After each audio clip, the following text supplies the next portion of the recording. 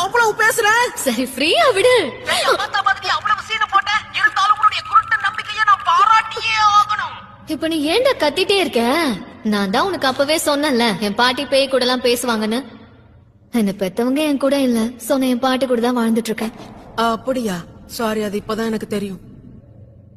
அதுக்கு எதுக்குடா நீ இப்ப சோகமா பேசிட்டு இருக்க? என் மொத்த ஃபேமிலியும் கொஞ்சம் வித்தியாசமானவங்க. அவங்கள பத்தி எல்லாம் சொல்றேன் கேளு. வீட்ல இருந்து வெளியே போறப்போ ஒரு ஸ்பிரிச்சுவல் போஸோட போவேன், அப்பதான் குட் லக் கிடைக்குமா.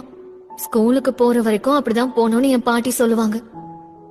அப்படி பண்ணா ஸ்கூல்ல இருக்கிற சில அறவேக்காடுங்க என்ன பார்த்து சிரிக்கோங்க. ஒருவேளை நான் அந்த ஸ்பிரிச்சுவல் போஸ்ல போலன்னா என் பாட்டி ரொம்ப டென்ஷன் ஆயிடுவாங்க.